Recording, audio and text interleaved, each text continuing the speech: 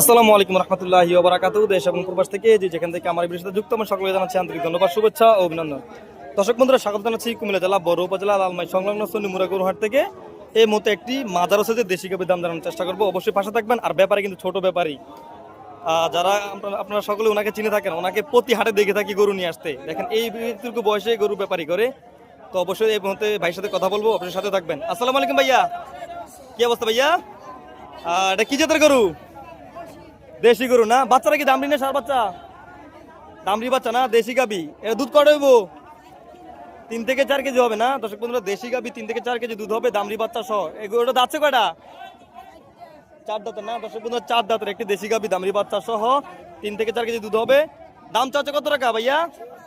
1,05,000 টাকা চাওয়া দাম। দেখেন কত দ্রুত কথা বলে, যে এতটাই দ্রুত যে দেখেন এতটুকু বয়সে কিন্তু আমি ওনাকে দেখতেছি অনেকদিন ধরে গরু ব্যাপারী করে। চন্ডিমুড়া এবং মিশনী হাটে, বিভিন্ন হাটে দেখা যায় বাচ্চাকে। কত টাকা দাম জানি? 1,05,000 টাকা চাওয়া দাম। তো বাজারে এ পর্যন্ত কত টাকা বলছে? 80 বলছে না? বাজারে কিন্তু 80,000 টাকা বলছে, 1,05,000 টাকা চাওয়া দাম। 3 থেকে 4 কেজি দুধ হবে, 4 দাঁতে, দামড়ি বাচ্চা সহ একটি দেশি গাবি। তো কত টাকা হলে বিক্রি করে দেওয়ার ইচ্ছা আছে? 85,000 টাকা হলে বিক্রি করে দেবে এই দেশি গাবিটি, দামড়ি বাচ্চা সহ 3 থেকে 4 লিটার দুধ হবে। তো দর্শক বন্ধুরা, আপনাদের যদি কারো গাবিটি পছন্দ হয়ে থাকে, চাইলে সরাসরি এই ছোট ভাইয়ের সাথে যোগাযোগ করতে পারবেন।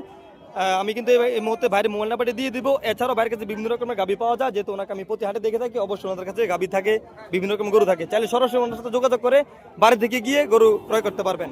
তো ভাইয়ের মোবাইল নাম্বারটা বলো। 01738 754405।